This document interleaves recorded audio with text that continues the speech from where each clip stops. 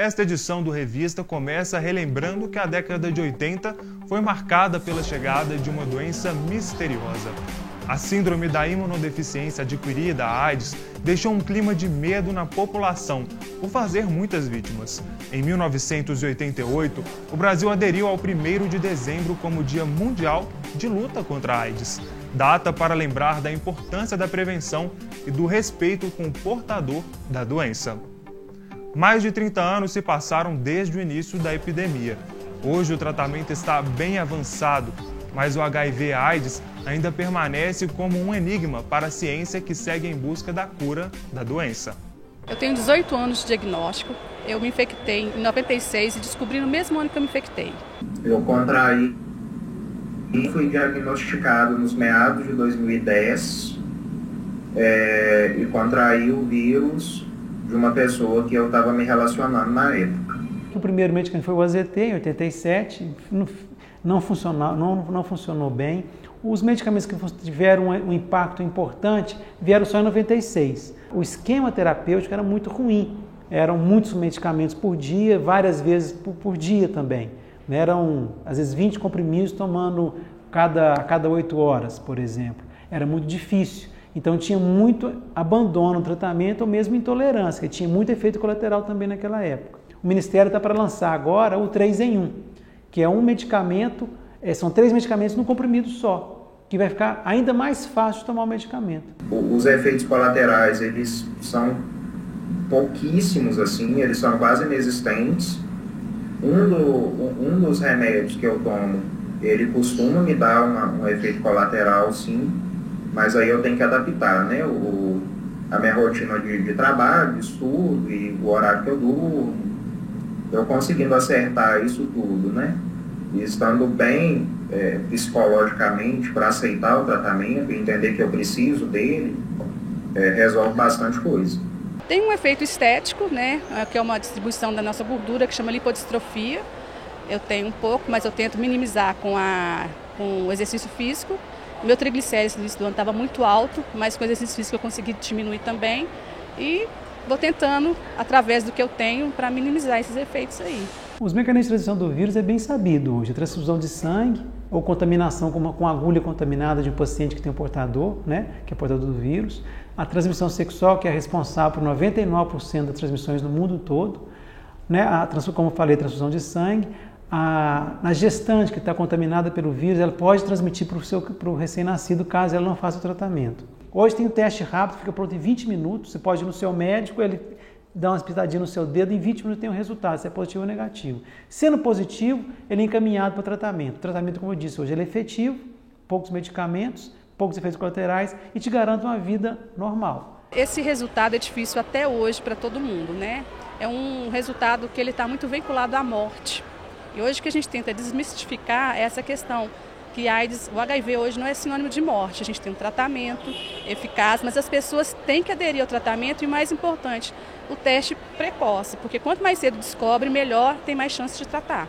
Meus maiores desafios até agora foram 2.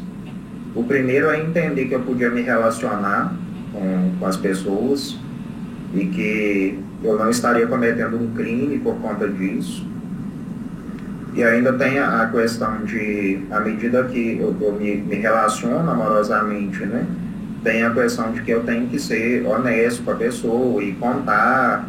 Essa barreira foi muito difícil de vencer, sabe? Porque é um estigma, né? E a segunda barreira foi com relação à minha própria aceitação, assim. Eu entendia que não era o tipo de coisa que eu precisava falar dentro do meu ambiente de trabalho e tudo mais, mas eu acabava me vendo escondendo isso de mim mesmo, sabe? A gente tem muito desafio ainda, mas a gente já melhorou. O Brasil a gente tem acesso ao medicamento, tem uma estrutura na assistência, né, que contempla as nossas demandas, mas tem muita coisa para melhorar ainda, mas a gente vai na luta aí tentando melhorar para que a gente tenha uma assistência realmente eficaz e que as pessoas consigam viver com qualidade. O importante hoje que a gente vem batalhando que as pessoas descubram quanto mais cedo melhor, como foi meu caso. Porque as pessoas ainda morrem de HIV. Por quê? O diagnóstico tardio e o preconceito que mata mais do que a AIDS. Só com tolerância, sem preconceito, os que estão mais vulneráveis não vão ter medo de procurar fazer o teste de HIV. Porque eles sabem que vão ser aceitos, independente se é positivo ou negativo. Não dá para basear a convivência com o soro positivo nas informações mastigadas que chegam para a gente, no senso comum, nessa visão heróica que a gente tem das pessoas, ou na visão extremamente pessimista e estigmatizada.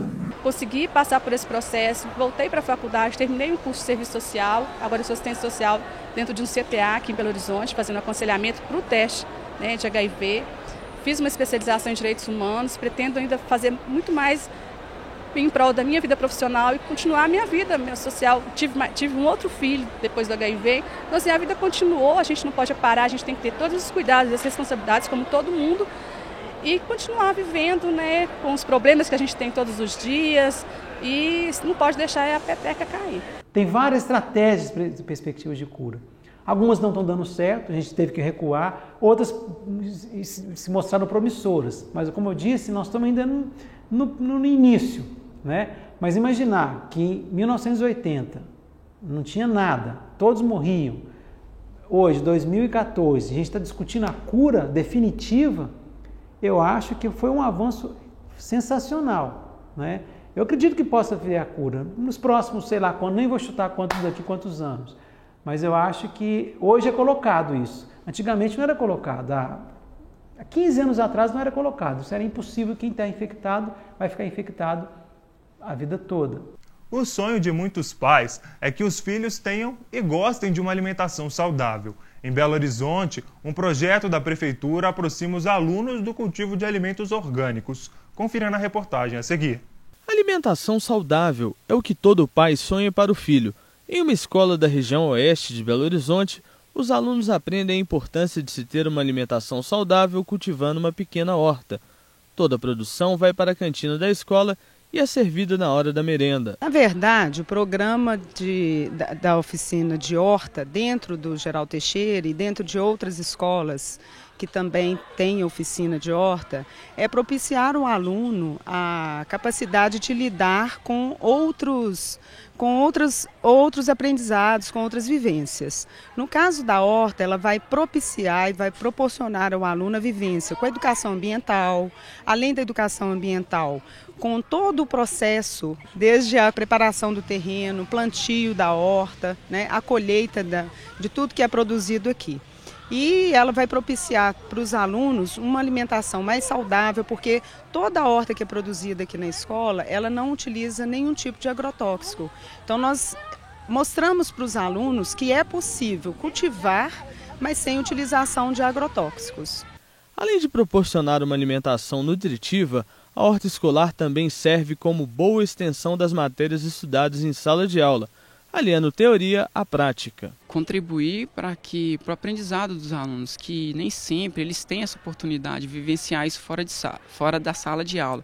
Por exemplo, lá dentro da sala de aula eles têm um conhecimento teórico, então a gente tenta trazer isso para fora da sala de aula, aprendizado na prática mesmo, como é que é. Eles vivenciam toda a questão de plantar, de cuidar, e eu acho que é fundamental na formação deles quanto cidadão, porque eu acho que isso vai contribuir na formação deles como pessoas conscientes, tanto na questão ambiental como na questão de cidadão mesmo. Para a diretora da escola, a horta também tem a capacidade de colocar os alunos em contato com noções de economia doméstica. Ao tomar o contato com o cultivo das hortaliças, os alunos passam a se interessar pelo valor dos alimentos em sacolões e supermercados. Aqui tem envolvido várias questões, né? Se eu for olhar a matemática, a questão vai no sacolão, quanto será que custa, né? Um molho de couve, a cebolinha, a salsinha. Está envolvida a questão da ciência, dos componentes químicos, o que né? A compostagem, como é que faz uma compostagem. Então é um ganho pedagógico enorme, eu tenho certeza que eles vão levar para a vida deles. A horta escolar faz parte do programa de hortas escolares e comunitárias mantidos pela Prefeitura de Belo Horizonte. O objetivo é estimular o consumo de alimentos saudáveis cultivados sem o uso de agrotóxicos. Bom, a Secretaria de Segurança Alimentar e Nutricional de Belo Horizonte desenvolve um programa de agricultura urbana onde a gente implanta hortas escolares, hortas comunitárias, e para aquelas pessoas que não têm espaço físico adequado para a implantação de hortas convencionais, há a possibilidade de se implantar hortas alternativas, construídas em tubo de PVC, em material, em vasilhame plástico. A gente faz isso em vasos de pneus, é uma forma sustentável. A iniciativa parece ter caído no gosto das crianças, apesar de nem todos os alimentos cultivados estarem entre os pratos preferidos desses novos agricultores. Eu gosto de aprender os negócios aqui na horta, por causa que tem muitas pessoas aí na rua que não podem fazer a mesma coisa que nós fazemos. Aí eu gosto de aprender os negócios que eles ensinam aqui na horta. Eu acho legal porque a gente contribui com o meio ambiente, parte da horta vai para a cantina, né, que nos ajuda assim, para o almoço. E eu acho legal também porque a gente mexe com as plantas e que acalma. Eu acho muito importante para o nosso aprendizado de hoje em dia, porque muitas crianças não sabem que existe essa maravilha aqui. Vamos para um rápido intervalo. No próximo bloco, você confere o ponto de vista sobre o momento histórico vivido pelo futebol mineiro na atualidade. Tem também mais um passeio cultural. Já já a gente volta, não saia daí!